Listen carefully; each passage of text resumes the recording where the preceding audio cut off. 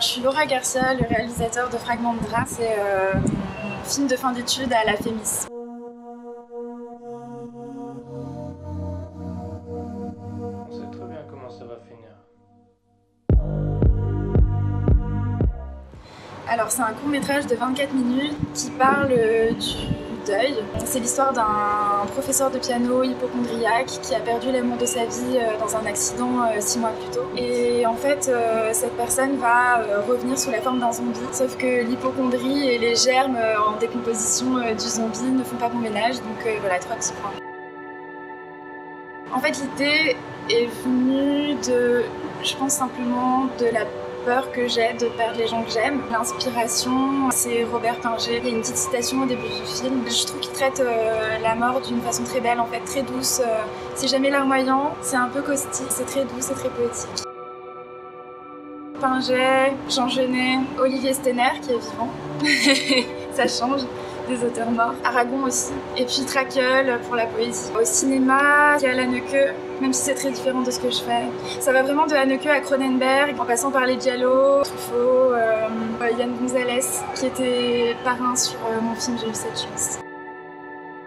La pianiste de Michael Haneke. Et je me suis découvert comme ça une passion pour Isabelle Huppert et du coup pour les acteurs. Et du coup j'ai eu envie de faire du théâtre et du cinéma. Et j'ai dit papa, maman, j'ai envie de faire du théâtre et du cinéma parce qu'Isabelle Huppert est merveilleuse. Alors je viens de finir Les Sopranos et j'ai trouvé ça ouf. Mais ma série en général culte c'est Twin Peaks et sinon j'adore Six Feet Under aussi.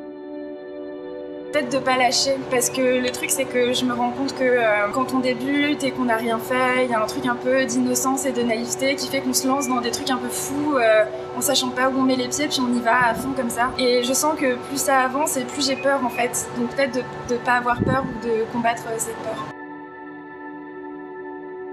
J'aimerais bien continuer à être sincère. Je crois qu'en fait, je suis pas capable de faire autre chose de toute façon. J'écoutais beaucoup Schubert, Die Winterreise, Le Voyage d'hiver. J'adore Fishback, j'ai beaucoup écouté Fishback pendant que j'écrivais.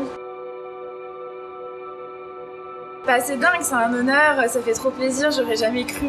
Ça m'est même pas passé par la tête en fait une seconde. Quand Dimitra m'a appelée, c'était le jour de mon anniversaire, elle m'a dit bon anniversaire, tu vas à Cannes, j'ai pas compris ce qui se passait, je crois que je comprends toujours pas, peut-être que je vais réaliser dans 2 mois. Ça représente, je sais pas, une reconnaissance incroyable dans le métier et du coup, bah, c'est trop d'honneur en fait. J'ai crié dans les couloirs, j'étais en montage son du film qui n'était pas du tout fini et j'ai crié, j'ai dérangé toutes les personnes qui bossaient à côté dans les autres salles, tout le monde est sorti pour voir ce qui se passait. Je suis un immense fan de Nicolas Maury, voilà. Le Alléluia de Fabrice Duveix, qui est un cinéaste belge, qui est sorti il y a 3 ans, je dirais, un truc comme ça, 3-4 ans. J'ai trouvé ça incroyable avec Laurent Lucas, ça m'a pris au trip. Sinon, un souvenir en salle très récent, parce que parfois on se souvient même où on était assis dans la salle et tout ça, c'était Barbara de Amalric avec Jeanne Balibar, j'ai trouvé ça incroyable. Et en fait, c'est rare d'avoir une émotion comme ça dans une salle de cinéma, en fait, je ressentais vraiment un truc assez dingue. Et sinon, comme j'aime beaucoup le cinéma de genre, la première fois que j'ai vu Les Yeux sans visage, en fait, de Franju à la Cinémathèque à Grenoble, j'étais tout jeune, ça m'a fait un truc de dingue aussi. Peut-être Alléluia du coup de Fabrice Duveix. Les rencontres d'après minuit de Yann Gonzalez pour sa liberté et pour tout l'amour que ça peut dégager, toute la poésie que ça dégage. Ouais. D'accord. Donc Yann Gonzalez pour toi c'est le top quoi.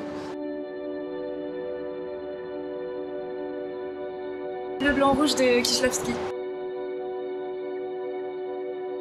Pas continuer à faire des films parce que avant j'étais flippée en fait à chaque fois qu'il fallait faire un nouveau film, je me disais je vais jamais y arriver, c'est comme si c'était la première fois, j'étais hyper mal.